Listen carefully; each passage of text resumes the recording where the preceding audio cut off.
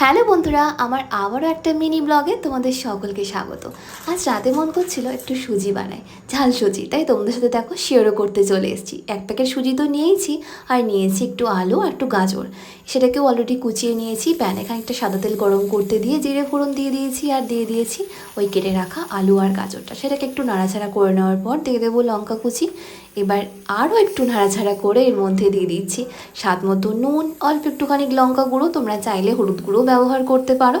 আর গোটা এক প্যাকেট সুজি আমি এখানে ব্যবহার করছি, যেহেতু এটা দুজনের জন্য বানাবো।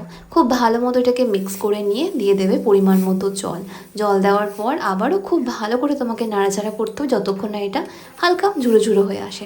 তারপর একটু টেস্ট বাড়ানোর জন্য আমি এখানে ম্যাগি মশলা অ্যাড করছি। ম্যাগি মশলা দিয়ে দেখবে এই টেস্টটা সম্পূর্ণ পাল্টে। একই সাথে ড্রাই ফ্রুটও দিয়েছি, কাজু, কিশমিশ, আলমন্ড। এবার খুব ভালো করে মিশিয়ে নিয়ে সার্ভ করে নিলেই কিন্তু রেডি হয়ে যাবে টেস্টি ঝাল সুজি।